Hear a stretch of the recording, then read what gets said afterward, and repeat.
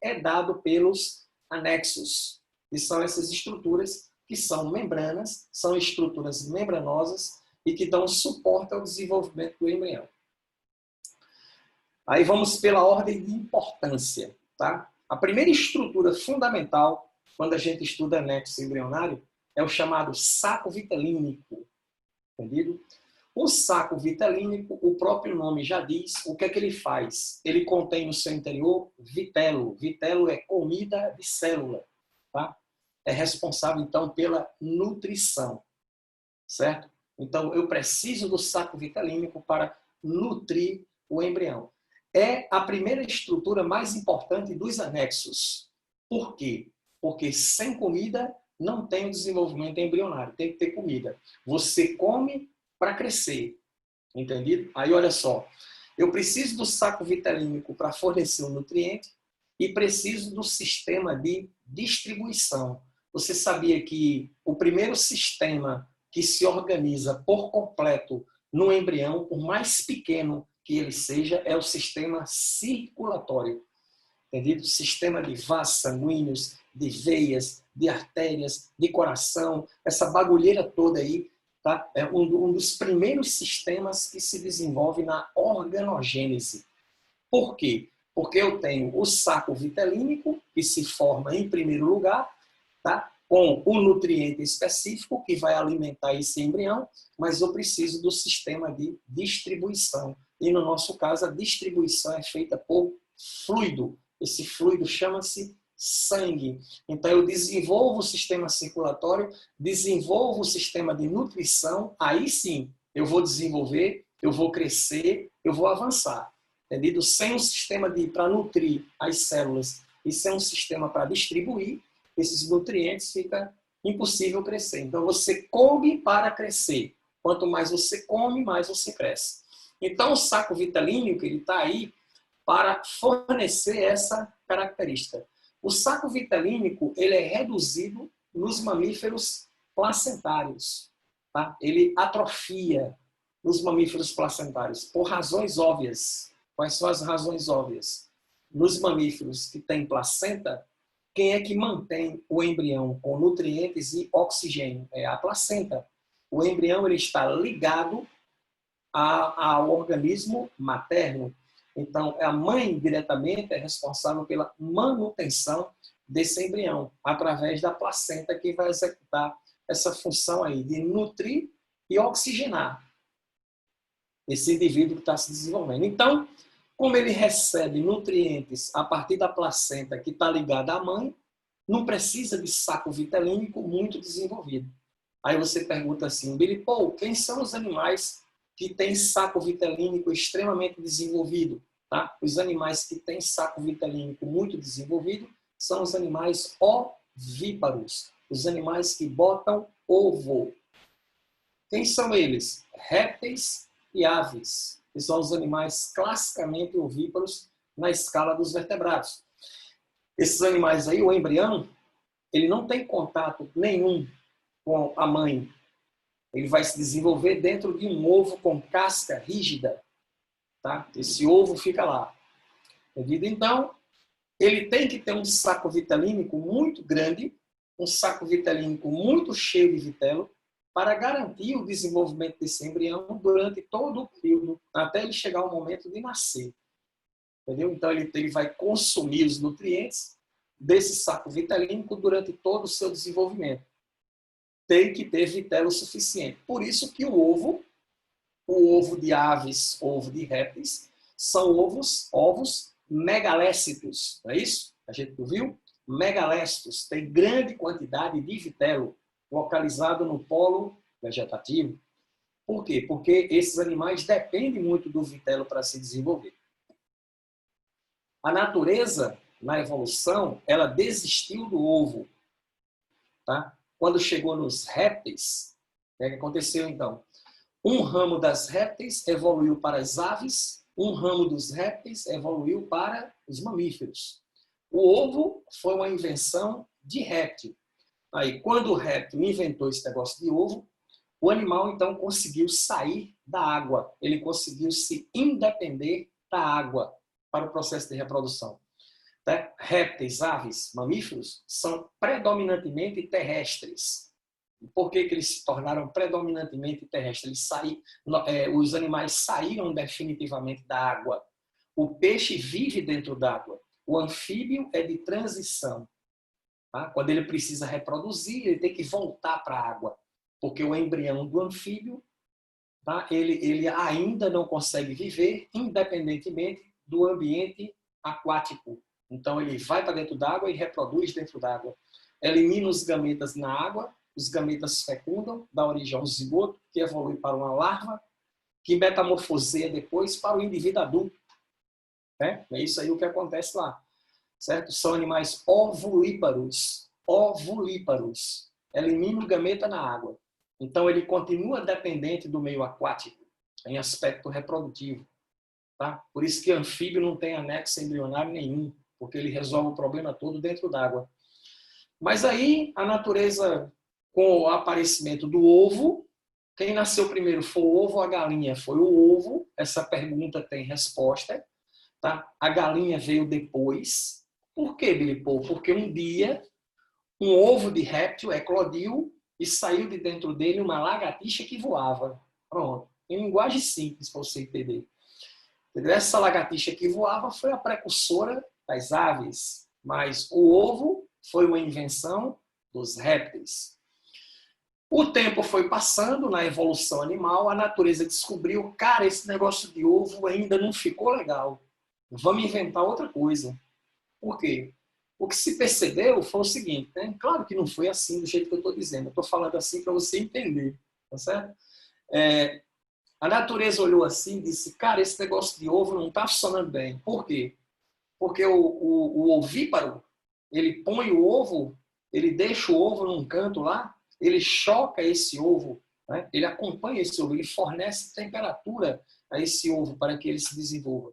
Mas esse indivíduo que toma conta do ovo, ele precisa se alimentar também. Então ele deixa o ninho, ele deixa os ovos e vai em busca de comida para ele. E aí, quando ele volta, cadê os ovos? Um predador passou por lá e pegou o ovo dele. Tá? Então, não foi muito legal não é muito legal para a espécie. Né? A espécie está sendo afetada exatamente num dos aspectos mais importantes para a natureza, que é o aspecto da reprodução, porque quem perpetua espécie no meio ambiente é a reprodução. Aí a natureza percebeu, cara, tem que inventar algo mais eficiente. E o que foi esse algo mais eficiente? Placenta. Aí quando você analisa a evolução dos vertebrados, você tem lá peixe, anfíbio, réptil, ave e mamífero, a classe ou o grupo mais evoluído, mais dominante no planeta é exatamente o grupo dos mamíferos. Esse é o grupo mais dominante, que tem o maior número de representantes. Por que que os mamíferos dominaram o mundo? Por que que o maior grupo animal dominante do planeta são mamíferos? Por causa da invenção da placenta. Porque a placenta deu um salto protetivo no embrião, porque o embrião fica dentro, geralmente, da fêmea, e essa fêmea, ela pode se defender, essa fêmea, ela pode fugir, essa fêmea pode entrar numa briga, tá? E vencer a briga. Essa fêmea tem como defender a sua prole, porque ela carrega a prole com ela. Então, essa invenção aí da placenta foi show de bola. Tá? Permitiu que o quê? Que o maior grupo dominante do planeta Terra seja, então, os mamíferos, por causa da história da placenta. Certinho? Deixa eu ver. Tem alguém falando alguma coisa aqui?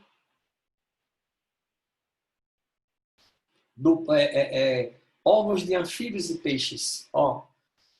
Funciona assim. Tá? Eles não desenvolvem ovo com casca. Ok? Eles eliminam o gameta na água. O espermatozoide fecunda o óvulo na água, origina um zigoto. Esse zigoto, ele não é uma célula ovo que tem seu vitelo acumulado, né? Peixes e anfíbios têm ovo mesolécito, ovo com média quantidade de vitelo, certo ou não? Ele já tem uma reserva de nutrientes com ele. E aí, essa reserva de nutrientes é suficiente para que esse zigoto faça a segmentação, faça a clivagem. Aí vai clivando, originando as células que vão se agrupando e vão formando uma larva.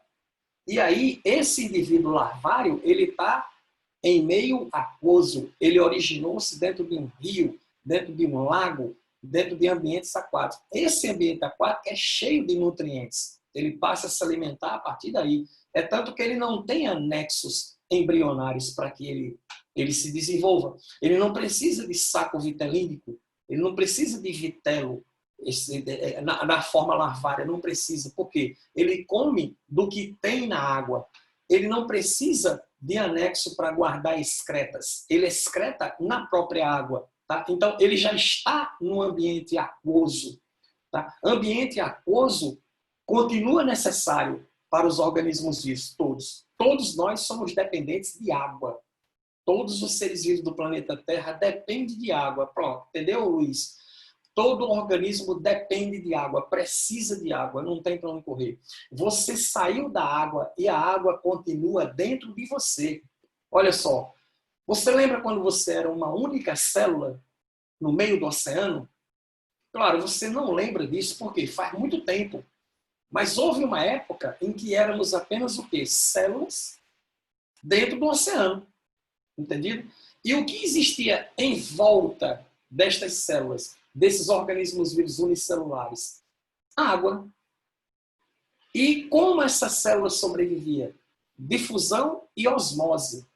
Obtendo nutrientes, excretando no meio aquático, obtendo água, obtendo tudo. Pronto. Você já percebeu que você, nos seus tecidos, entre as suas células, o que é que tem? Líquido intersticial. O que é que tem desse líquido intersticial? Água. Qual a composição, Billy Paul, desse líquido intersticial? É a mesma composição da água do mar, em termos comparativos. Você saiu do mar, mas o mar continua dentro de você. Há pouco tempo nos aventuramos um pouco mais no mar, talvez molhando os tornozelos, e a água parece nos convidar. Alguma parte do nosso ser sabe que foi dali que viemos. Ansiamos pela volta. Quem disse essa frase, Billy Paul? Você não. Foi o meu mentor, Carl Sagan. Essa frase é dele, entendeu? Numa das séries de televisão que ele fez, tem um filme lá que ele comenta exatamente sobre isso, faz essa relação, tá certo? Então, 70% de você é água. Nós somos, a nossa vida, a vida na Terra, ela é extremamente dependente de água. E aí, o que acontece? Esses animais, eles saíram da água, foram ao ambiente terrestre. E o embrião continuou se desenvolvendo dentro d'água. Tá? O amnion, o que é o amnion? É uma bolsa. O que é que essa bolsa tem? Água. O que é que tem dentro do amnion? É o embrião. O embrião se desenvolve o tempo todo dentro d'água. O nosso embrião, que nós somos o grupo dominante do planeta Terra, a maioria são mamíferos, o nosso embrião se desenvolve dentro d'água, numa bolsa, tá? Que tem um líquido amniótico, à base de quê? De água, para promover resistência a choques mecânicos, mas para fornecer também o meio líquido, o meio aquoso, onde a vida começou. Entendeu? Então, em última análise, a gente está sempre dependendo dessa questão da água. Só que o ovo é uma estrutura que guarda água dentro dele. O amnion é o anexo embrionário que guarda água dentro dele, fazendo com que o embrião tenha o fluido, tenha um meio aquoso, onde ele vai se desenvolver semelhante àquele ambiente lá, quando a gente era um bando de células soltas, livres, boiando da água.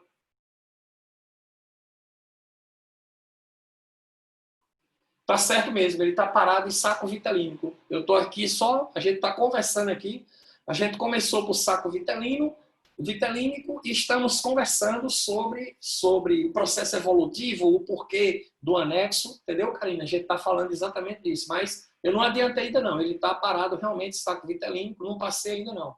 Eu estava somente conversando outras coisas aqui, certo? É isso mesmo, está certíssimo. Viu?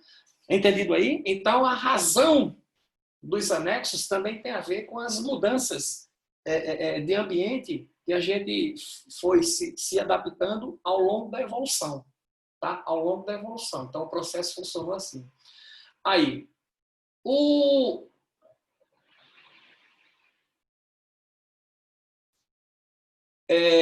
conseguíamos sim, né?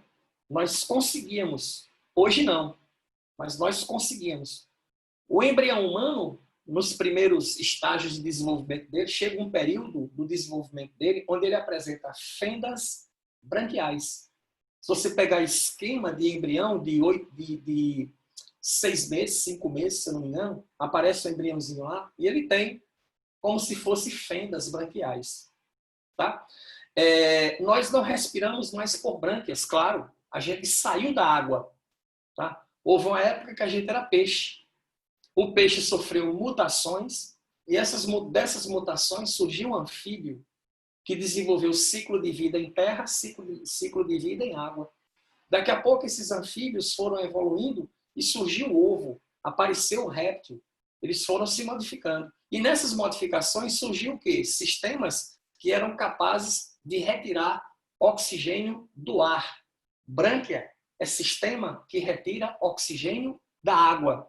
Pulmão é sistema que retira oxigênio do ar. A partir do momento que essa adaptação surgiu por mutações aleatórias, por mecanismo de seleção natural, em evolução que a gente vê isso melhor, surgiram os indivíduos que conseguiram fazer isso, tirar o oxigênio do ar. Essa galera aí é a galera que se tornou predominantemente terrestre, por isso estamos aqui. Brânquias não é necessário mais para a gente se adaptou ao ambiente terrestre, certo? Evolutivamente funcionou assim.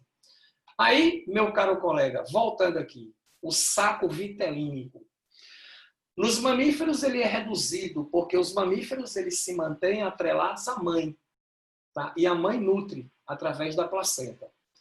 Origem do saco vitelínico. Qual é a origem? Da esplancnopleura. Teve uma aula aí anterior que nós fizemos, eu acho que foi a aula passada, que a gente falou sobre, de nada, que a gente falou sobre neurula. E a gente comentou sobre o embrião neurula, algumas estruturas importantes que o embrião tem. E uma dessas estruturas é o quê? É a esplancnopleura e a somatopleura. A esplancnopleura é a junção de mesoderme mais endoderme. Existe um ponto do embrião da neurula, onde mesoderme e endoderme estão juntos, os dois tecidos. Como existe também um outro ponto, onde a mesoderme está junto com a ectoderme, chama-se somatopleura. O esquema está de volta nessa apresentação que eu estou passando para você. Daqui a pouco eu mostro o esquema de novo para você relembrar isso.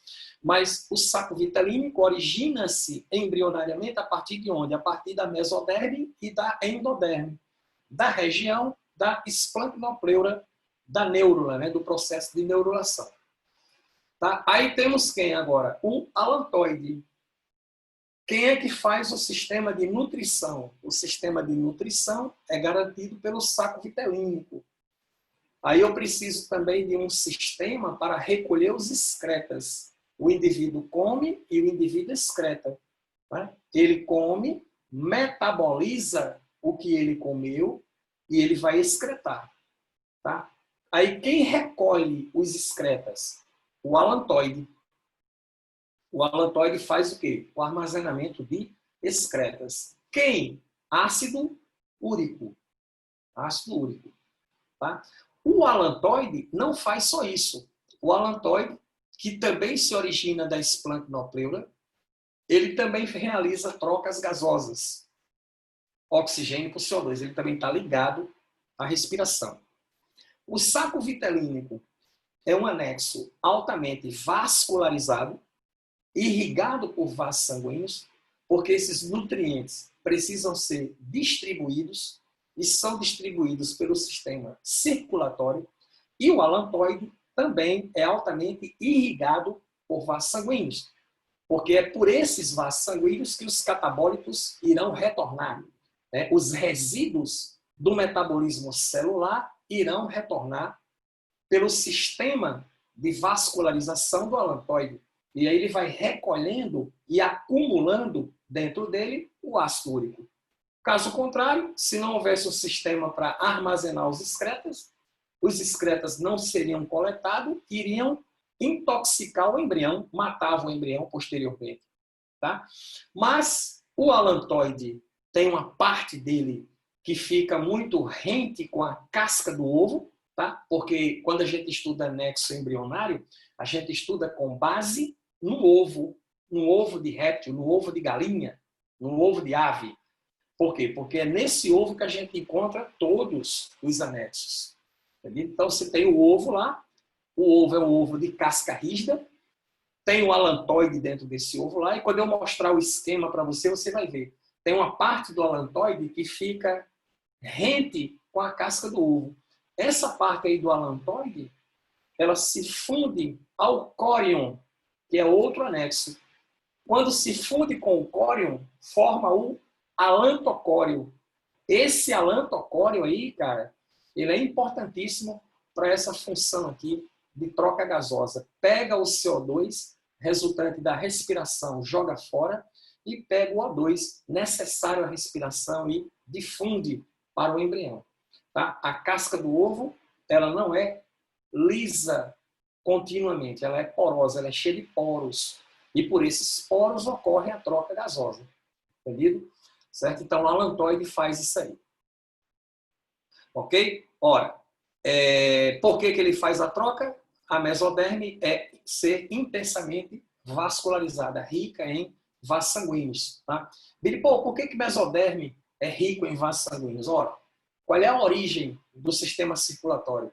Lembra lá? Destino dos folhetos embrionários. Né? Ectoderme, mesoderme e endoderme. Ectoderme origina o quê? Sistema nervoso, epiderme e anexos.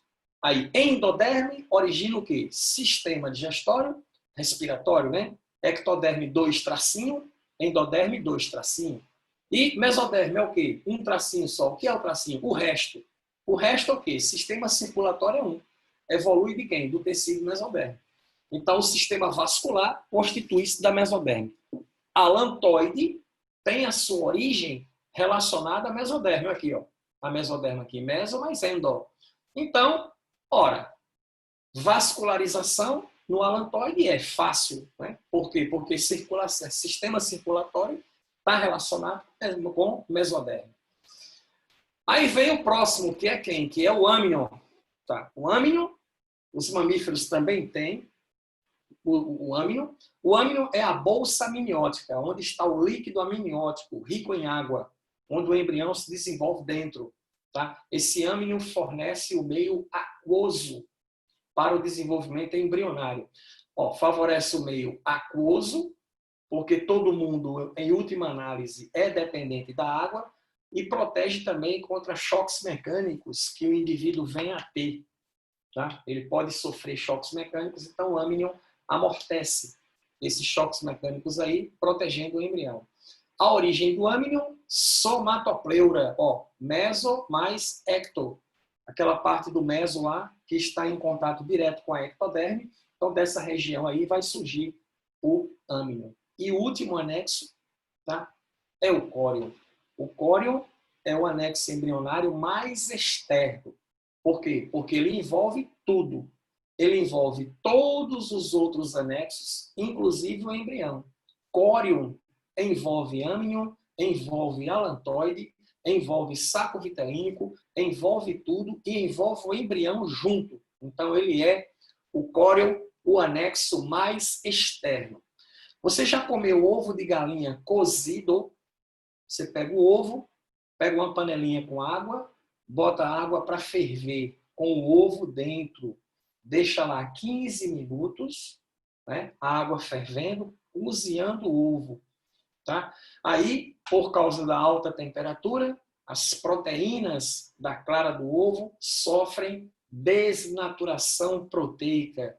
Então, a clara do ovo, né, que era gelatinosa, ela fica sólida devido à desnaturação proteica das proteínas que constituem a clara, né, a proteína albumina, a maior fonte de albumina da natureza, que é uma proteína de reserva, rica em aminoácidos essenciais, ela desnatura lá na clara do ovo e aí a clara fica sólida, né? Branquinha. Tá? Aí você come aquela clara lá com sal, né? Isso mesmo, a gema também solidifica. Isso deve-se à desnaturação das proteínas que ocorre devido ao cozimento.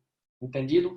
Aí você pegou o ovo, bota ele num cantinho, deixa esfriar, ou então você bota debaixo d'água fria para esfriar rápido.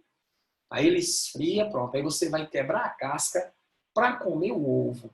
Tá? Se você já fez isso, você fez, você viu que quando você quebra a casca para tirar, né, para comer o ovo, a casca, entre a casca de material calcário e a clara do ovo, agora sólida, existe uma películazinha bem fininha, lembra? Aquela películazinha bem fininha lá que você encontra, chama-se o quê? Córion. Aquele ali é o anexo mais externo que envolve, entendeu? Todos os demais anexos lá, tá? Envolve todos os anexos, inclusive o embrião. O córion, ele é responsável por retirar íons à base de cálcio da casca do ovo, fazendo a mineralização esquelética. À medida que o embrião vai se desenvolvendo, a casca do ovo vai afinando. Por quê? Porque é retirado dessa casca do ovo material calcário, carbonato de cálcio e outras coisas mais, entendido? Para fazer a mineralização dos ossos que irão constituir o sistema esquelético do réptil ou o sistema esquelético da ave que está se desenvolvendo dentro desse ovo. Então, esse processo de retirada desses sais minerais aí, tá? É a partir do córion, que é isso aí. O córion também faz o quê? Trocas gasosas quando se funde ao alantoide, formando o alantocório. Lembra que eu disse para você inicialmente? Tem uma parte do alantoide que está em contato direto com o córion. Então, essa parte aí se funde, formando o alantocório. Então, vai fazer trocas gasosas.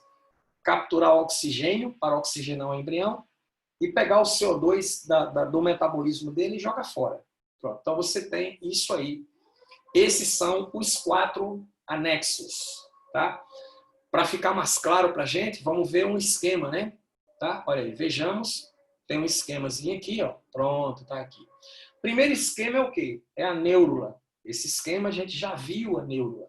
É só para mostrar isso aqui para você, ó. A somatopleura, olha lá, ectoderme e endoderme, andando juntos aqui, ó, ecto e endo. Pronto, isso aí é a somatopleura, que vai dar origem a âmino e córion. Aí você tem aqui uma parte da mesoderme, que é essa parte aqui, desse lado e desse lado aqui, que está em contato com quem? Com a endoderme, que é esse tecido aqui, formando então o que se chama de esplantopleura, tá? Que vai dar origem ao alantoide, que vai dar origem ao saco vitelínico. Pronto. Então é dessas regiões aí, desse avizinhamento aqui, dessa área vizinha desses 2 tecidos aqui, de um lado, de fora e de dentro, é que surgem esses anexos aí que vão manter o embrião. E aqui você tem um dos esquemas mais comuns, tá? Um dos esquemas mais comuns de prova sobre anexo embrionário. Bilipau sempre, rapaz, quase sempre. Por quê? A única estrutura de organismo vivo onde você vê todos os anexos é exatamente aí, no ovo, no réptil e na ave. Mamífero tem alguns e não tem outros. Anfíbio não tem nenhum. Peixe só tem saco vitelínico, o resto não tem mais nada. Entendeu? Então, no ovo é onde está tudo. Então, você percebe aqui, ó. Aqui eu tenho a casca do ovo. Tá? Aqui eu tenho o embrião. A região da cabeça e a região da cauda do embrião. Tá aqui, a região caudal. Tá? Tá vendo que essa cauda aqui parece um negócio de peixe? Bom, isso aqui é um indicativo, entendeu? Da época em que a gente era peixe. Então, olha só, tá aqui o embrião. Aí você percebe o seguinte, aqui eu tenho um cordão umbilical, que sai aqui do meio do corpo do embrião. E desse cordão umbilical aí se formam dois anexos. Esse anexo aqui e esse anexo aqui. Aí preste atenção. Os dois anexos eles estão saindo do meio do centro do corpo do embrião, através do cordão umbilical, que faz a comunicação. Você percebe que esse anexo aqui, ó, ele está cheio. Isso aqui não é árvore que tem dentro dele, ó, galho de árvore. Não, isso aqui é sistema vascular, artérias e veias. Então, ele está mostrando para você que esse anexo aqui, ele é intensamente vascularizado.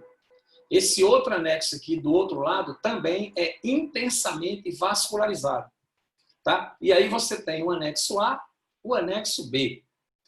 Aí você tem aqui um outro anexozinho, que é esse anexo aqui, que envolve o embrião. Tá vendo? Essa linha amarela que você está vendo aqui, contornando aqui o embrião, tá? Esse traço aqui do C, ele é para vir até aqui, ó, nessa faixa amarela, certo? Subentenda que esse traço não é para estar onde ele está.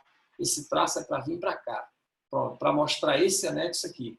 O anexo que envolve inteiramente o embrião. Pronto, é o anexo C.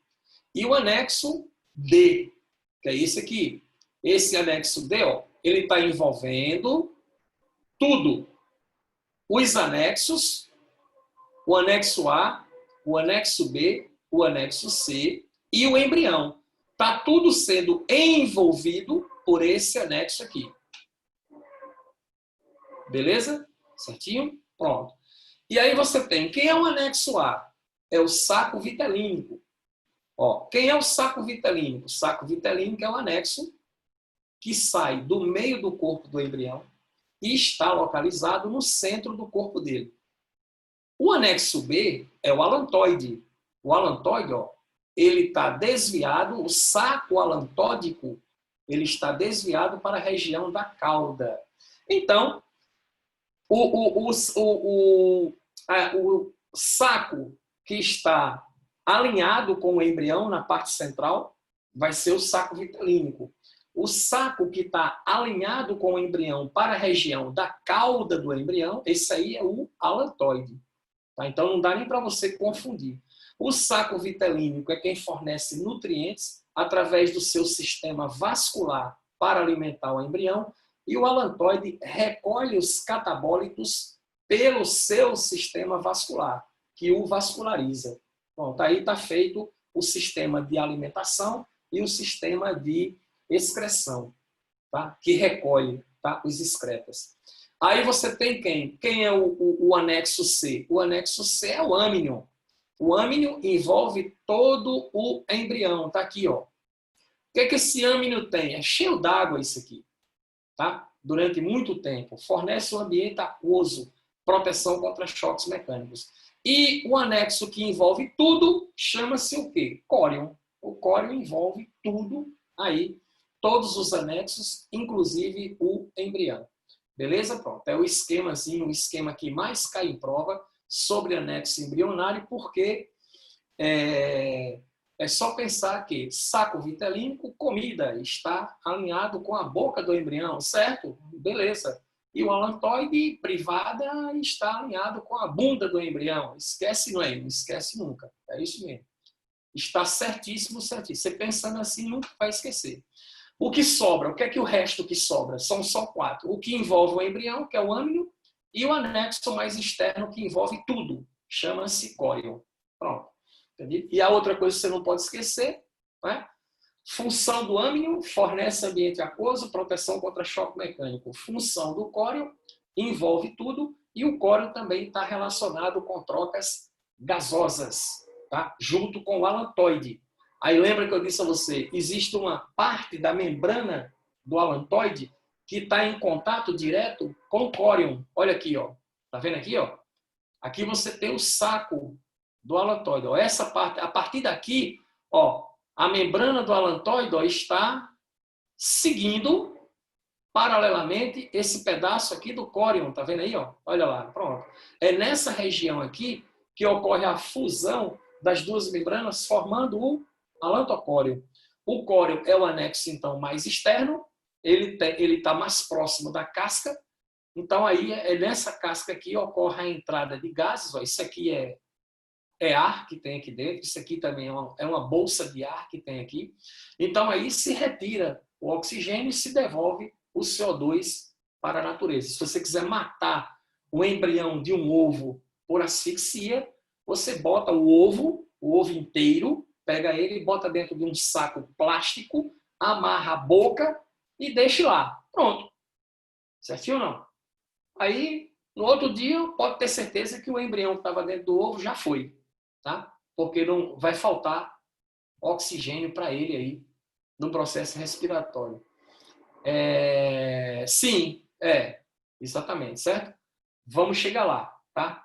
Placenta é uma apresentação só para placenta, que placenta tem muita coisa para a gente analisar. Entendido aqui, galera? Então o sistema ele vai funcionar assim. Pronto. Para encerrar, ocorrência dos anexos embrionários. Onde é que ele ocorre? Pronto, peixes. Só tem saco vitelínico. Anfíbio não tem nada. Entendido? Os demais anexos, aonde eu vou encontrar?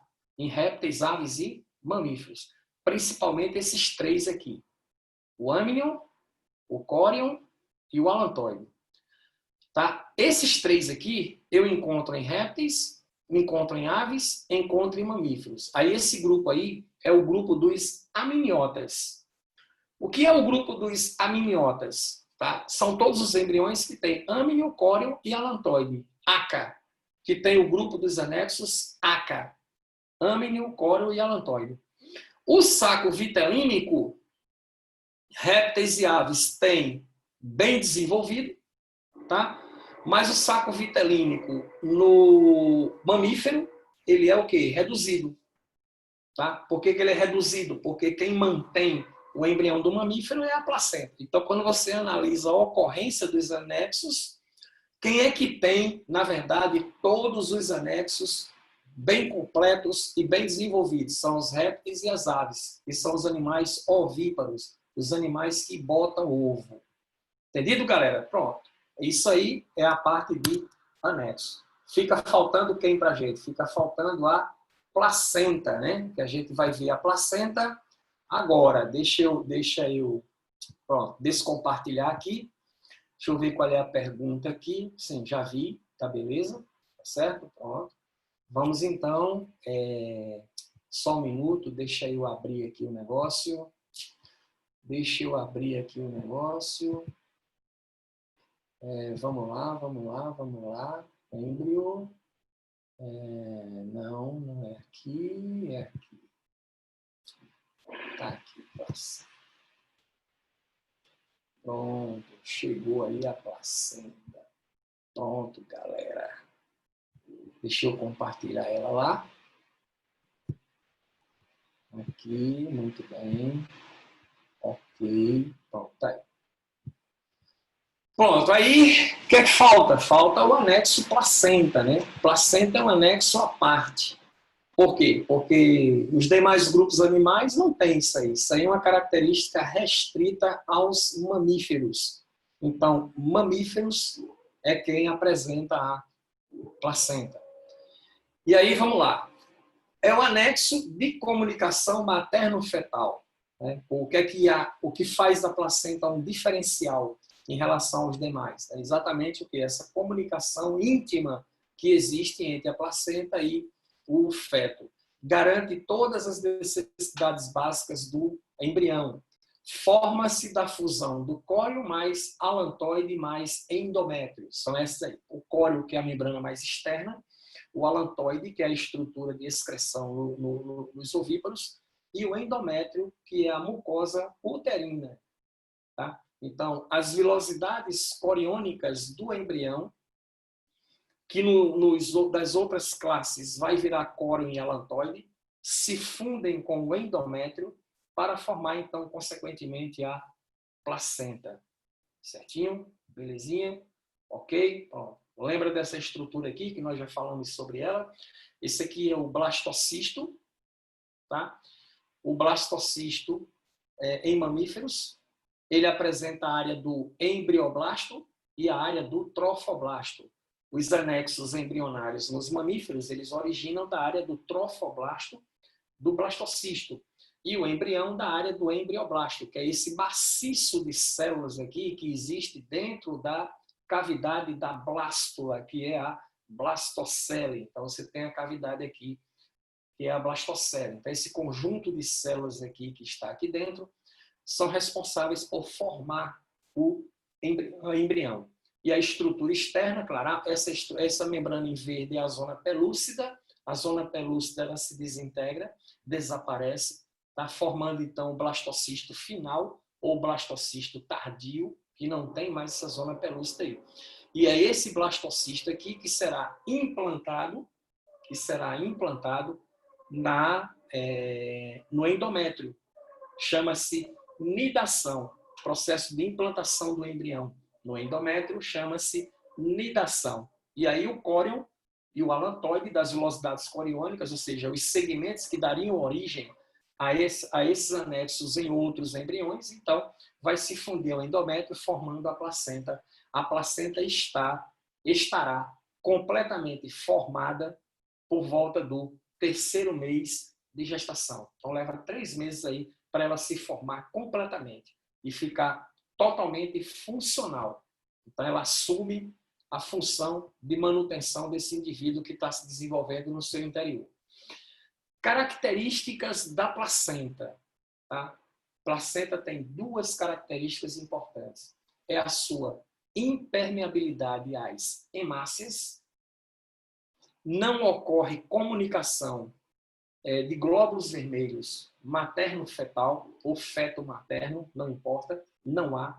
Por quê? Porque glóbulos vermelhos não atravessam a barreira placentária, nem de um lado nem do outro, então não há comunicação. Se houver alguma mistura de sangue durante a gestação, sangue materno-fetal, está errado. Tá? Tem alguma hemorragia placentária, algum rompimento de vaso sanguíneo, descolamento da placenta da parede do útero. A placenta pode descolar durante a gestação se a pressão arterial na mãe subir muito, que às vezes acontece. Tá? A pressão tem que ficar bem reguladazinha para evitar distúrbios placentários. Agora, a placenta ela é permeável ao plasma. O plasma sanguíneo tem livre trânsito pela placenta. Entendido?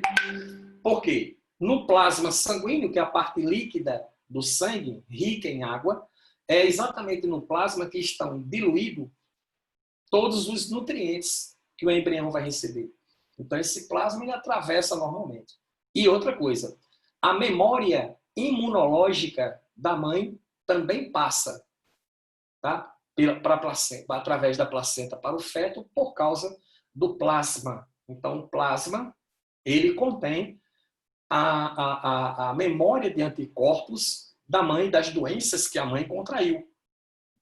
Tá? Então, dificilmente o bebê o feto, o embrião, na fase intrauterina, ele vai contrair alguma doença que é comum na infância. Essa memória imunológica a mãe tem, passa para ele. Então, ele é protegido durante esse período aí. Inclusive, quando ele nasce, tá? Que ele é amamentado, ele recebe essa memória imunológica de sua mãe. Percebido? Certo? Então, enquanto ele estiver sendo amamentado, ele estará sendo protegido imunologicamente, porque os anticorpos também vão no soro do leite, também vai junto. Então, esses anticorpos vão proteger. Parou de amamentar, essa memória imunológica desaparece. Entendido? E aí ele vai ter que construir a memória imunológica dele. Mas, quais são as 2 características importantes da placenta que você tem que lembrar? Ela é impermeável às hemácias e ela é permeável ao plasma.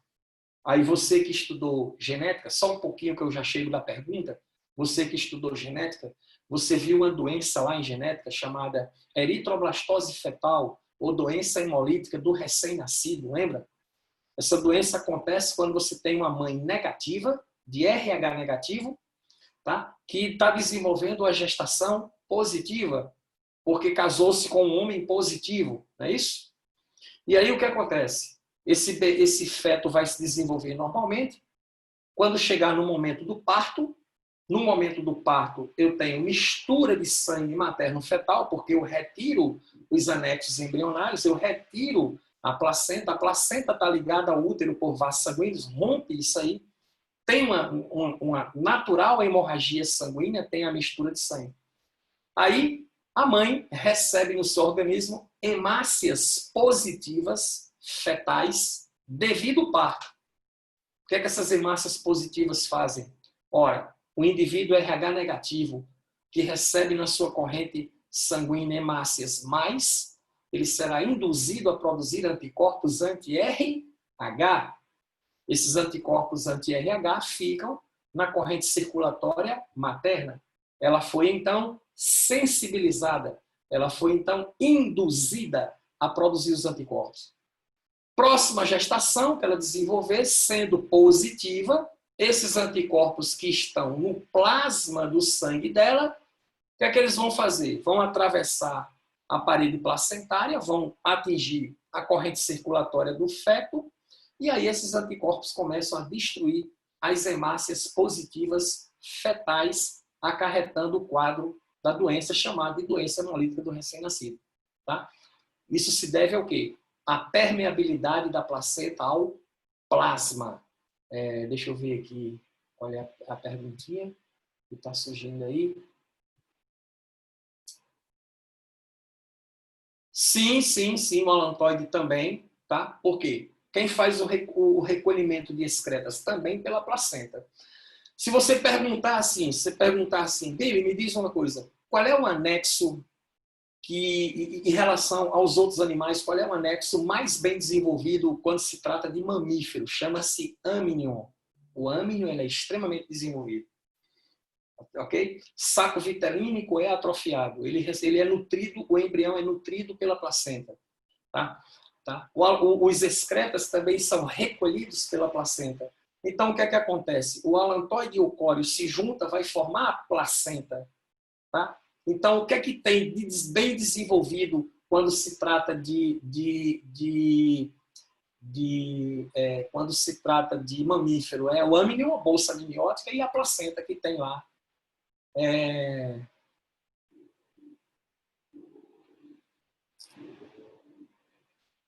Professor, como essa ligação para microcefalia quando a mãe... Como essa ligação para... Não, eu não entendi, Ana Cecília, a questão. Como essa ligação para a microcefalia quando a mãe tem zika? Como é essa ligação? Que ligação? Não entendi bem. Reescreve aí para ver se eu consigo entender o que é que você está... tá? Eu sei que zika afeta o desenvolvimento embrionário, entendeu? Então, mais especificamente porque o vírus,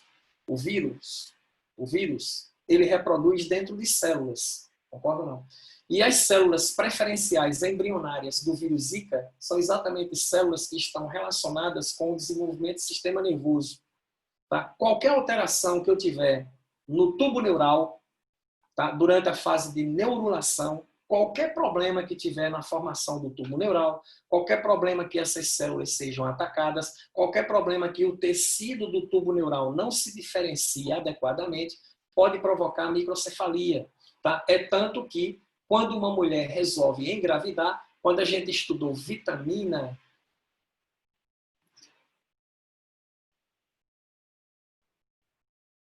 Sim, pronto, você entendeu, né? Pronto, entendeu, é isso aí, certo? Porque o vírus, ele atravessa a parede placentária, entendeu? Quando chega lá no embrião, ele vai atingir células que estão relacionadas com o sistema nervoso, com o tubo neural.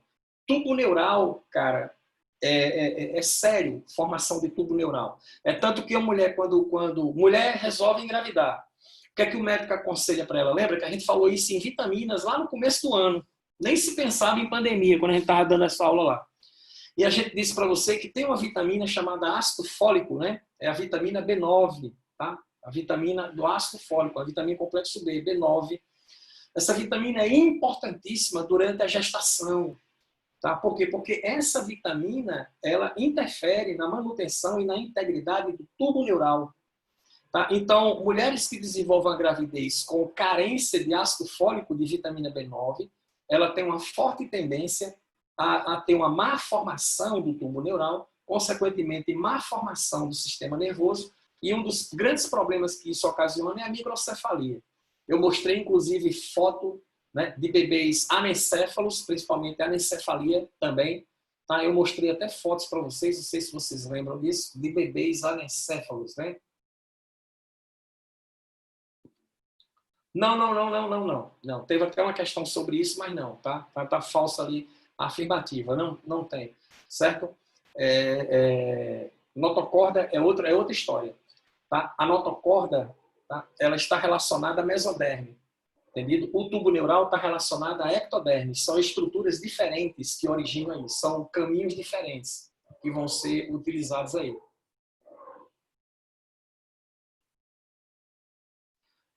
Aparição nota de 200 de Feira de Santana? Essa eu não sabia, não. Essa eu não sabia, não. Tá certo? Mas tudo bem. Mas é isso aí. Ok? Belezinha? Então, esses são os detalhes aí sobre as características placentárias. Aí, vamos lá. Funções. A placenta exerce função de proteção. Através de quê? Através de anticorpos, como a gente comentou com você. Ok? Nutrição, tá? Principalmente glicogênio e ácidos graxos, que serão as fontes energéticas principais. O glicogênio é um polissacarídeo de glicose, né? Os ácidos graxos, o glicogênio, quando quebrado, entendido, vai fornecer glicose para o metabolismo energético, porque o desenvolvimento embrionário é um processo que gasta muita energia, precisa de muita energia, precisa de reserva para acontecer. E os ácidos graxos, né? O ácido graxo também é usado para a produção de energia, para a síntese de lipídios, tá? E também na produção de energia. A gente viu isso onde, Bilipô? A gente viu isso quando a gente estudou peroxissomos e mitocôndria. Tá? Mitocôndria produz energia de açúcar, produz energia de aminoácido, produz energia de ácido graxo. Né? Tá? O ciclo de Krebs, lembra que a gente falou nisso quando a gente estudou metabolismo energético? O ciclo de Krebs é um entroncamento metabólico. É uma via, o quê? É um tronco. Existem 3 vias que se ligam ao ciclo de Krebs pela acetilcoenzima A. Então, as células têm mecanismos para produzir acetilcoenzima A partir de piruvato, acetilcoenzima A a partir de ácido graxo, acetilcoenzima A a partir de aminoácido. Então, por isso que o ciclo de Krebs tendo acetilcoenzima A, eu faço ciclo de Krebs. Então, ele é um entroncamento metabólico aí dessas 3 vias. Então, o ácido graxo é muito utilizado para isso. Se o ácido graxo for de cadeia muito longa, ele vai sofrer beta-oxidação nos peroxissomos. Lembra da aula de peroxissomos? O peroxissomos pega ácido graxo de cadeia longa e reduz o tamanho dos ácidos graxos. Né? Quebra os ácidos graxos, formando acetilcoenzima A, que vai para a mitocôndria e entra no ciclo de Krebs, quando está resolvido o problema. Tá? Então, a placenta fornece os nutrientes necessários para a fonte energética. Respiração, que ocorre por difusão. Entendido? Todo o processo é via difusão, porque o embrião ele não tem sistema pulmonar funcional. O sistema pulmonar está se desenvolvendo, normalmente. Entendido? Mas só entra em atividade após o nascimento dele. É quando ele vai respirar através da via pulmonar. No meio intrauterino, não. Todo o processo de respiração dele vai ser feito o quê? Por difusão. E essa difusão tem a ver com o cordão umbilical e tem a ver também com a placenta. A placenta também é responsável pela excreção, porque ela recolhe catabólitos que são jogados no sangue da mãe, e aí o sistema renal da mãe, ok? Joga isso fora junto com a urina dela. E produção de hormônios. É extremamente importante a função de produção de hormônios da placenta. Difusão simples, né? Difusão simples, certo, Guilherme? Tá? Difusão envolvendo O2 e CO2 é difusão simples. Beleza? Produção de hormônios. Quais hormônios? 3 em particular. Quem são eles? Estrógeno, progesterona e o HCG, gonadotrofina coriônica. HCG, entendido? Que também é produzido pela placenta. O HCG é o hormôniozinho que, ao ser revelado em um exame de sangue de uma mulher, é o prognóstico de que ela está grávida, porque somente mulher grávida produz HCG, tá? Porque somente ela tem velocidades coriônicas e forma placenta. Então, que vai originar o HCG. O HCG, lembra, a gente estudou ciclo menstrual. Relembrando, né? O ciclo menstrual, quando a mulher ovula, o que é a ovulação? Rompimento do folículo ovariano, rompe e libera um ovócito secundário para a fecundação, o ovócito 2, estacionado em metáfase 2. Esse folículo rompido transforma-se numa glândula chamada de corpo lúteo. Essa glândula produz progesterona, importantíssimo para garantir como é que se diz? Para terminar a construção do endométrio, o espessamento do endométrio e manter a sua integridade. Progesterona é um hormôniozinho, entendeu? Que aumenta o endométrio, relaxa a musculatura lisa, mas ele mantém a integridade do endométrio. Por isso que quando a progesterona cai, a mulher menstrua. Tá? O que dispara a menstruação é a queda progestacional, porque aí o endométrio ele perde a sua integridade. Ora, se ele perdeu a sua integridade, ele vai desintegrar. O endométrio desintegrando gera o fluxo menstrual. O que acontece com ela? Menstrua e joga fora. Aí vamos tentar de novo, num outro ciclo. Então, progesterona é importante para isso.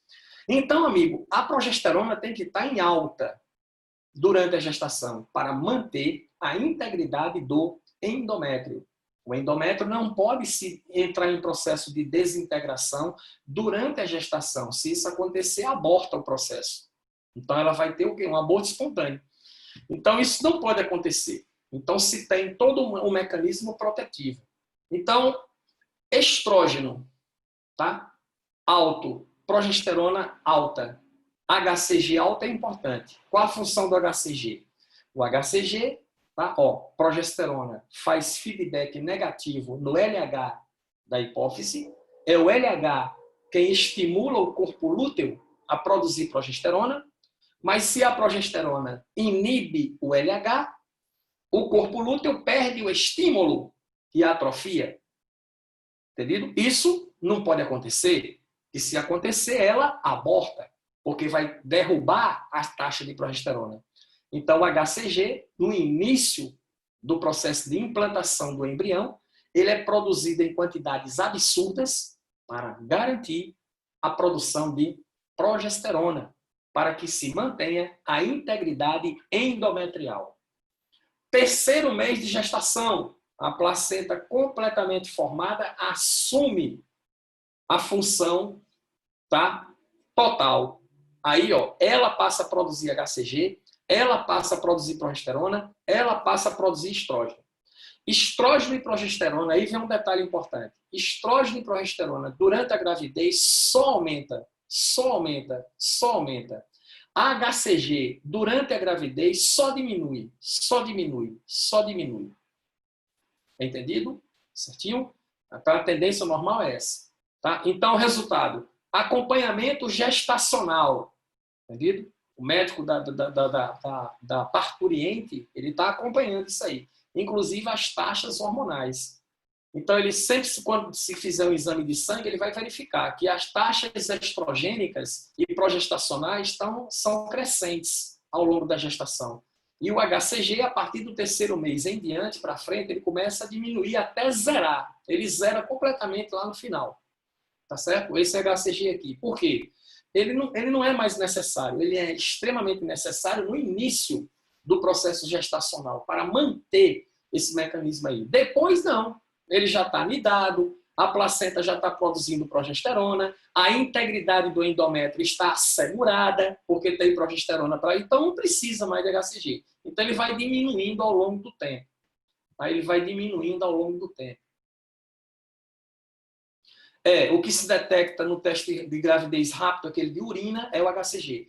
O HCG é produzido numa quantidade tão grande que ele é expelido, o rim, o sistema renal retira e joga na urina e a mulher excreta pela urina o HCG.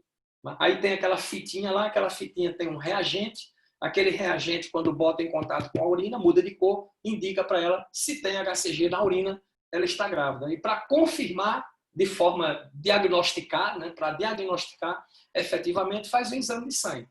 Mas o exame de sangue vai somente constatar o que ela já sabe, né, pelo que ela fez lá pelo teste de urina, mas é bom fazer para assegurar, que é o teste mais seguro. Entendido? Beleza? Então, esse teste de gravidez, a fitinha detecta a presença de HCG na urina. Aí, mulher que apresenta HCG na urina, ela está absolutamente grávida. Não tem para onde correr. Certo, amigo? Então, aqui é o quê? A função hormonal da placenta. Aí temos quem? O cordão umbilical. Temos o cordão umbilical, certo? O cordão umbilical, ele liga o feto à placenta da mãe.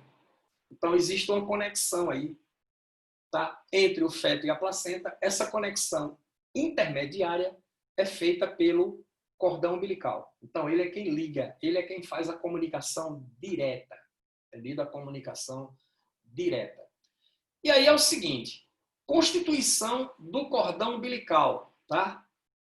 AVA, lembre-se, constituição do cordão umbilical, AVA.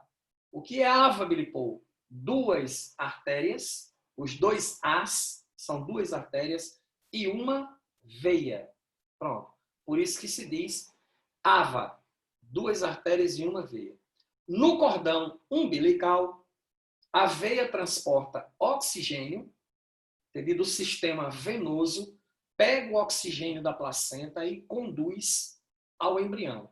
Entendido? E o sistema arterial recolhe o CO2, que é o catabólito da respiração do embrião, leva de volta para a placenta. Entendido? O sistema é o contrário. Por que, Gripou? Tem um esquema aqui que eu vou lhe mostrar isso. Tá? Muito bem. Aí veja só. O cordão umbilical, ele é feito de tecido conjuntivo, que envolve ele por fora, e dentro dele eu vou encontrar o sistema de vasos. Duas artérias e uma veia. Entendido? AVA. Essas artérias e veias estão mergulhadas, tá, dentro de uma geleia. É chamada de geleia de Wharton. Eu vou escrever isso. Eu não botei aqui na apresentação. Na verdade, eu esqueci, mas eu vou botar. Certo? Deixa eu escrever aqui para você, aqui no bate-papo. Tá? Cordão umbilical. Tem uma galera aí que gosta de escrever, né? Principalmente Karina. Karina escreve pra caramba. Então, eu vou colocar aqui, ó, cordão umbilical, tá certo? Cordão umbilical. É o quê? É constituído de AVA. O que é que quer dizer AVA? Duas artérias e uma veia. Entendeu? Envolvidas pela geleia de Wharton. Isso, Wharton. Pronto, se escreve assim. WHRTO. O Wharton foi o cara que descobriu isso. Entendeu? Certo? Muito bem.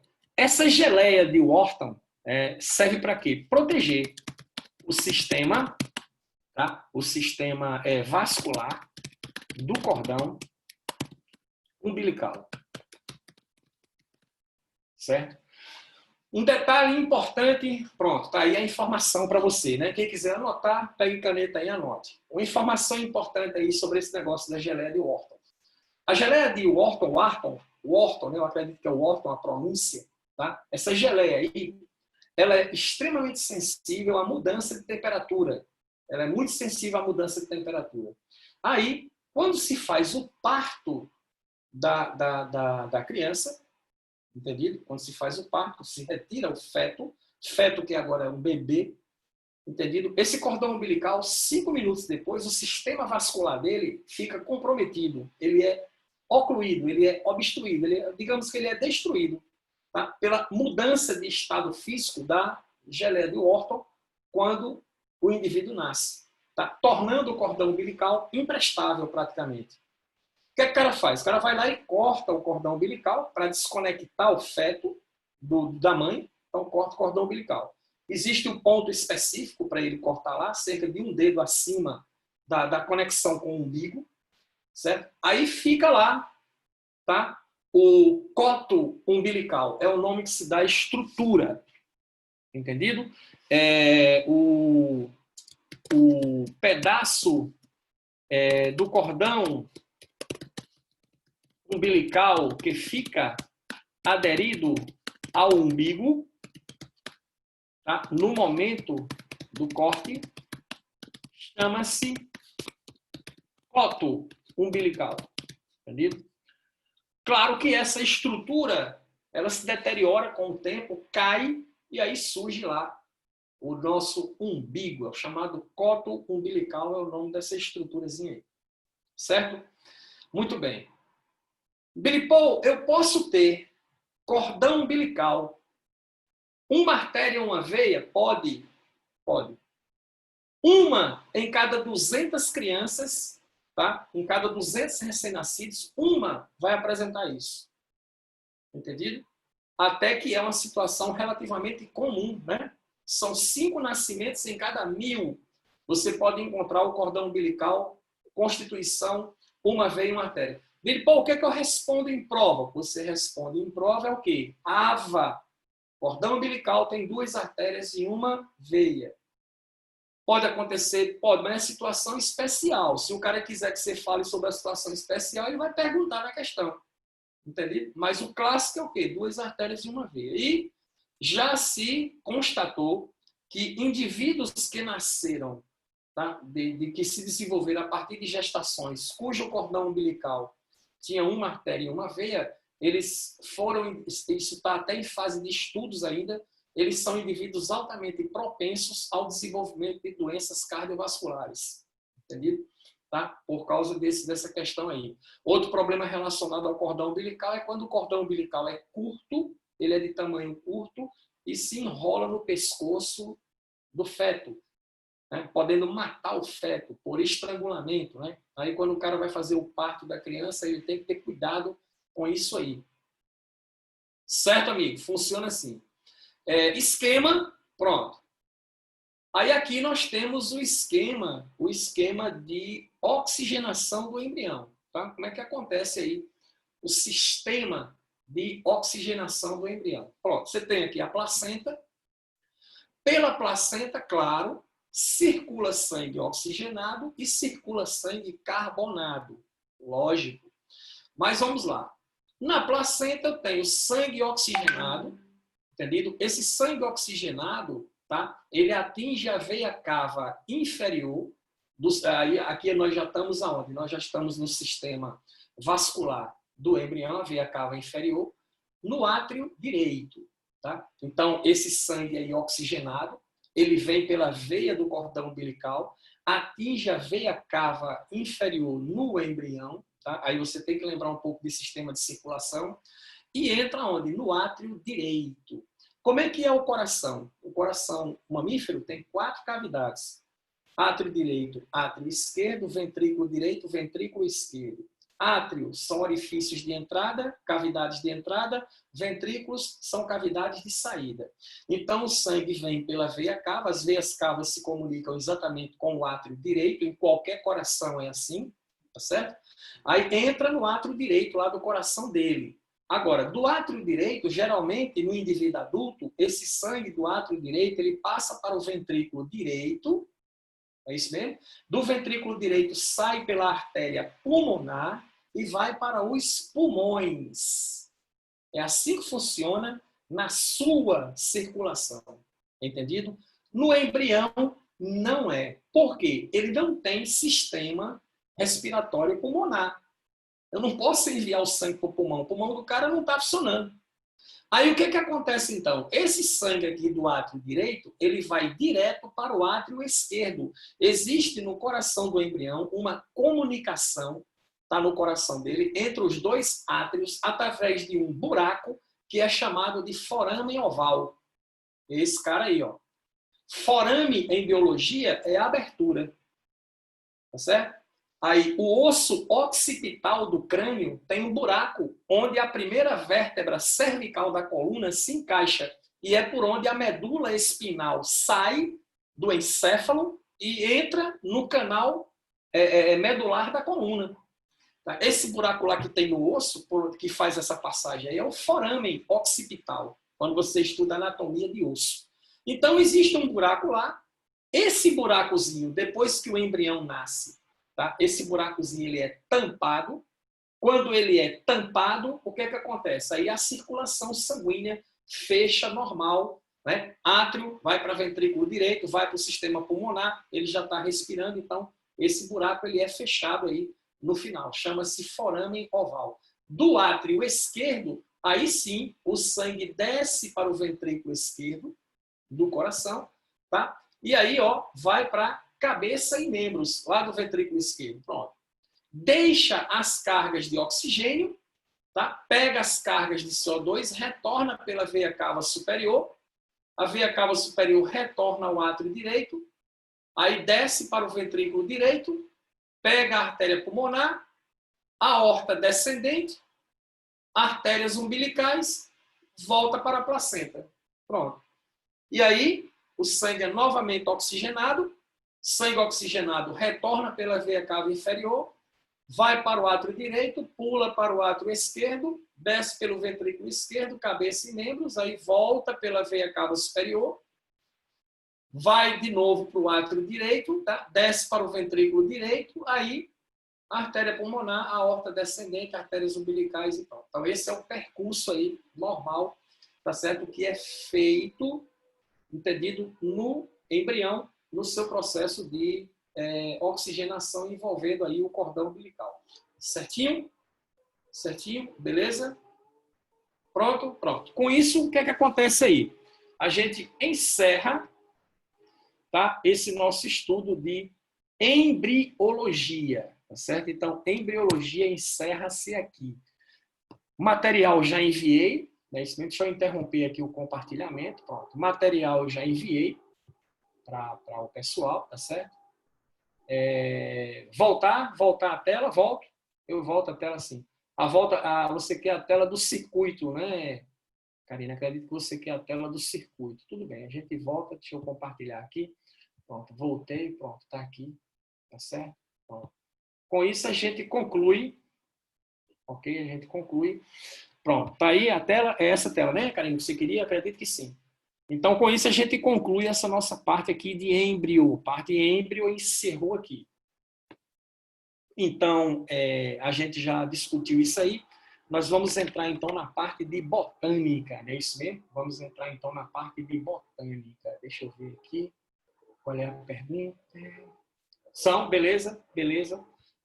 De nada. Pode tirar? Pode tirar? A artéria pulmonar umbilical são as únicas artérias que carregam sangue venoso. A artéria pulmonar e a umbilical são as únicas artérias. Sim, sim, sim. Né? No indivíduo adulto, eu tenho a artéria pulmonar que transporta sangue venoso e as artérias umbilicais é isso mesmo. Você pode analisar por esse lado? Pode, sem dúvida nenhuma. Certo? Sim, pronto. Deixa eu descompartilhar aqui, tá? Para a gente prosseguir a nossa missão, né? Deixa eu ver aqui, deixa eu ir aqui nos meus arquivos. Deixa eu tirar isso aqui. Deixa eu fechar isso aqui. Pronto, tudo fechado. Deixa eu ir lá nos meus arquivos, tá? Eu preciso encontrar o seguinte aqui.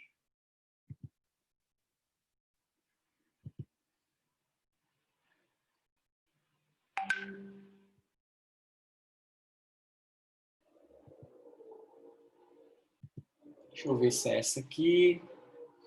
Deixa eu ver se é essa aqui.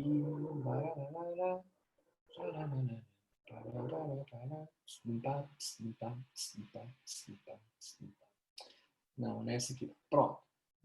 Então vamos partir lá para o início da coisa toda, que é aqui. Pronto, amigos. Beleza. Pronto, é isso aí. Certinho? É isso aí. Ok. Pronto, então, a pedidos Vamos fazer algumas considerações iniciais a respeito da botânica. Deixa eu ver qual é a pergunta que saiu aí.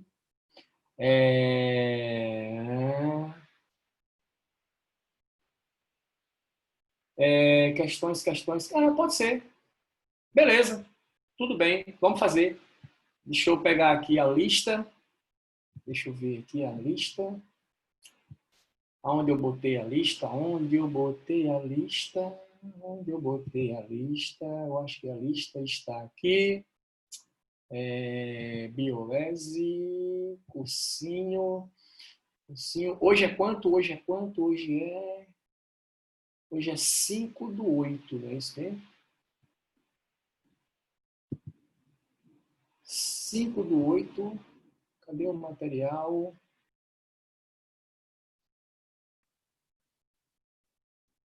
Está aqui. 4/8. Organogênese e anexos embrionários. Pronto. E anexos embrionários. Beleza. Vamos a ela. Bom, deixa eu só organizar aqui. É mesmo, tem razão. Vamos fazer esse exercício aqui. Você está com o material aí em mãos? Pega aí a lista de organogênese e anexos embrionários, certo? Pronto, vamos pegar aí essa listazinha e vamos resolver. Deixa eu abrir ela aqui para a gente carregar. Ok, pronto. Aí, beleza. Vamos agora compartilhar essa lista. Vamos compartilhar. Está aqui. Compartilhando. Pronto. Chegou aí para você. Me dê só um minutinho aí que o negócio está quente aqui. Eu vou ligar aqui esse ventilador para esfriar.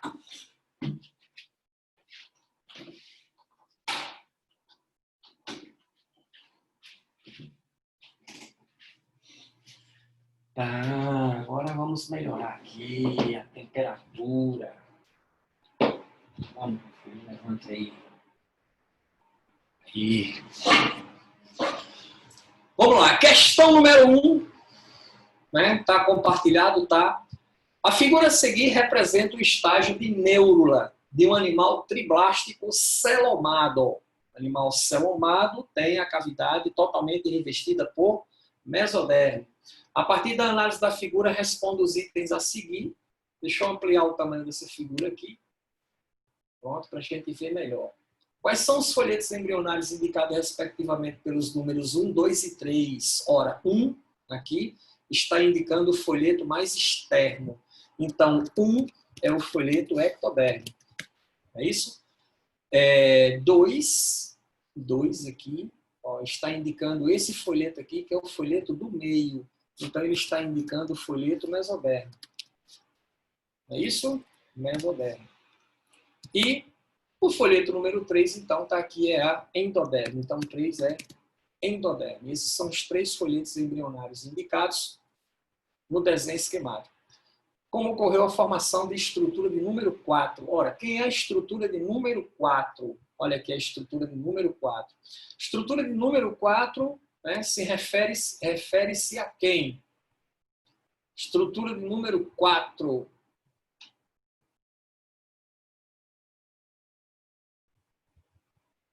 Tá? Estrutura número 4. Aqui você tem quem? O tubo neural. Opa, deixa eu ir aqui para baixo. Você tem aí o tubo neural.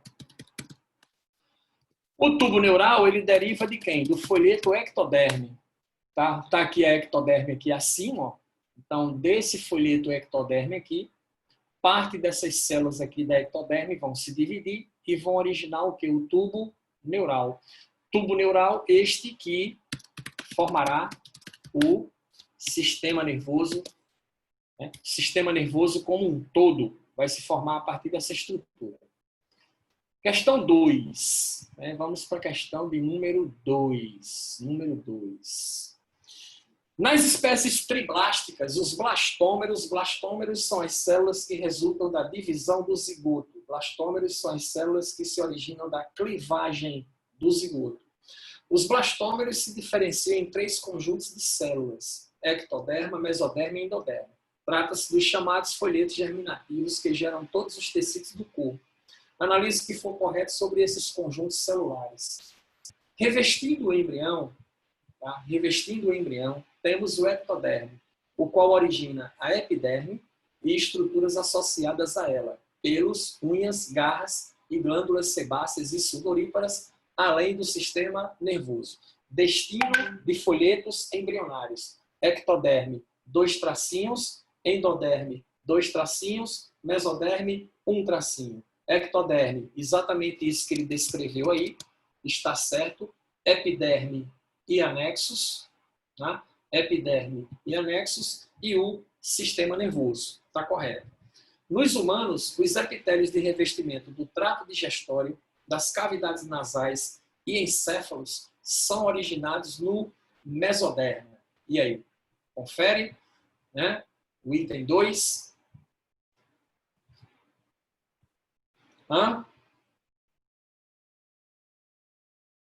Tá?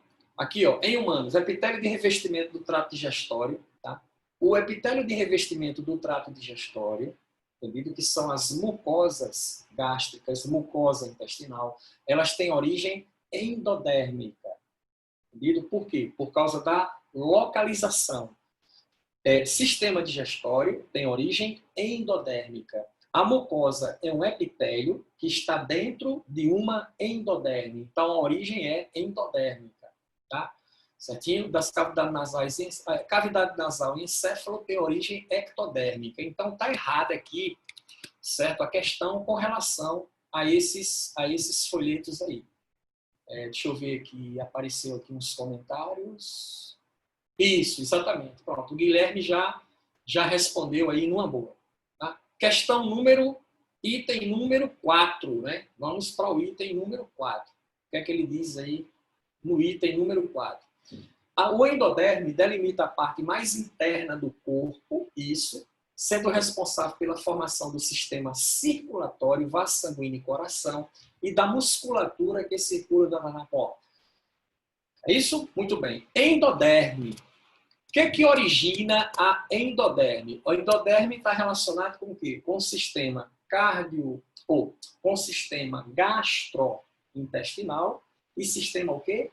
Respiratório. Sistema circulatório, ósseo, muscular, está relacionado com quem? Com o folheto mesoderme. Entendeu? Então, a alternativa aqui, ele está colocando o sistema circulatório como é a origem a partir da endoderme, não é? Okay? Então, vamos para 8. 8. O mesoderma localiza-se entre a endoderme e a ectoderma, certo? É o tecido do meio, né? Origina músculos, ossos, sistema cardiovascular, sistema urogenital, certinho. Certinho. Beleza? Então, os itens corretos aqui é item 1 e item 8. Beleza? Vamos para a questão de número 3. Questão de número 3. Considerando os processos básicos de desenvolvimento embrionário dos animais, analisa as afirmativas a seguir. Os tecidos muscular, ósseo e adiposo originam-se das células da endoderme. Muscular, ósseo e adiposo, endoderme não, né? Entendido? Aqui está errado. Endoderme, digestório, respiratório. Então, muscular, ósseo, adiposo, né? Ósseo e adiposo são tecidos de origem conjuntiva. Tecido conjuntivo tem origem da mesoderme. Tecido muscular também. Então, nada a ver. No embrião de ratos, a fase de flexão captura uma parte do saco vitelínico que fica incorporada ao corpo embrionário. Essa porção originará a notocorda, que induzirá a formação do sistema neural, central e periférico. E aí, tá certo aqui a afirmativa? Não, né? É isso mesmo? Certinho? Beleza? Percebeu aí? Sim? Então, 2 aqui também está errado, porque não está relacionado com... Aliás, errado. Não está relacionado com essas estruturas, certo? Ok? Belezinha? 3. Uma bióloga marcou um grupo de células em um embrião de coelho. Ao observar o animal na fase adulta, encontrou marcadas as células neurais. O tecido embrionário que foi marcado pela pesquisadora refere-se a ectoderma na fase de gástrula, certinho? Ok? Ectoderma na fase de gástrula, isso. Na fase já na fase de blástula, você já tem, entendido, a formação da ectoderma. Mas na fase de gastrulação, ele começa já a diferenciação para a formação de estruturas que irão levar ao sistema nervoso, tá? Beleza. 4. Répteis e aves representam exemplos de animais que possuem ovos ricos em vitelo e com segmentação meroblástica discoidal. Corretíssimo aí. É exatamente isso aí.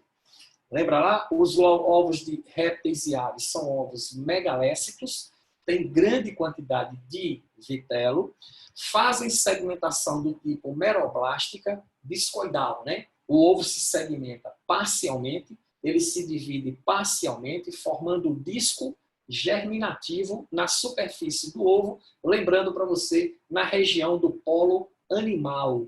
Entendido? Tá certo? Porque o polo vegetativo tem muito vitelo. E eu disse para você que muito vitelo impede demais a movimentação das células no processo de segmentação. Então, ficamos aqui com a letra A, que responde aí a nossa questão. Questão 4. A figura mostra a formação de uma estrutura embrionária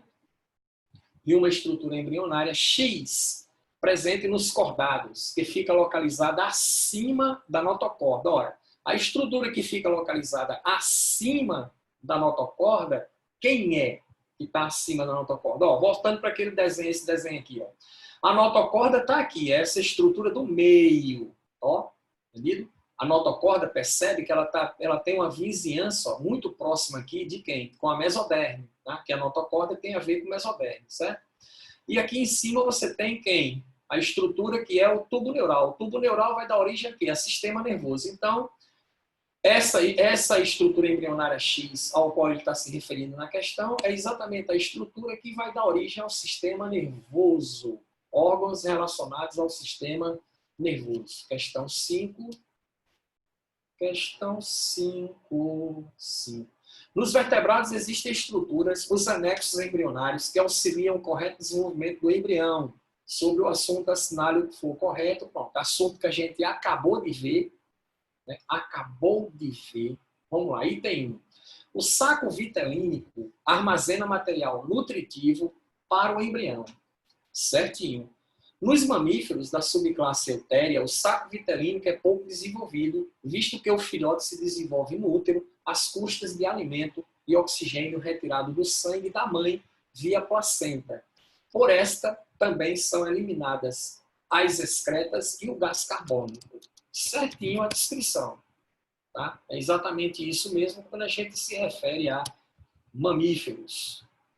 O âmnion é uma bolsa que tem por função manter o embrião em um ambiente líquido, isso, prevenindo sua dissecação, isso, além de promover o amortecimento do embrião contra choques mecânicos. Certinho, certinho aí. Né? Eu esqueci até de comentar isso com você. Tá? O âmnion, em aves e répteis, tem também essa função de proteção contra a dissecação, porque mantém lá o meio aquoso do embriãozinho lá. O córeo é uma membrana que envolve o embrião e todos os outros anexos embrionários. Em répteis e aves, o córeo está localizado logo abaixo da casca do ovo e atua junto ao alantoide nas trocas gasosas, certo? Ok? Beleza? Córeo, quando se junta com alantoide, forma o que a gente chama de alantocórion. Não é isso mesmo?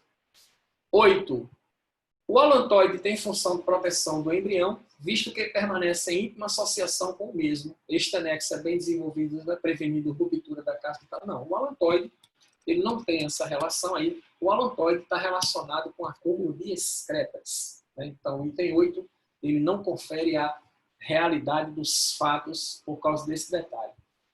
Galera, acabou aqui. 16:10 aqui. Tocou o sino, tá certo? Tem outras questões aí para vocês resolverem. Qualquer dúvida, é só entrar em contato comigo que a gente tira. Beleza? Pronto. Então, fica combinado que na próxima aula a gente vai entrar na parte de botânica. Valeu, prof, show, beleza e tal, pá, beleza. Ectoderme, tudo respiratório, gastrointestinal, endoderme, né? Isso, ectoderme, nervoso, epiderme, etc. Mesoderme, o resto, isso, Pedro Messias pegou bem o quadrozinho, né, explicativo. Certo? Beleza, galera? Então, a gente se encontra na próxima aula, tá bom? Tchau, tchau para vocês aí.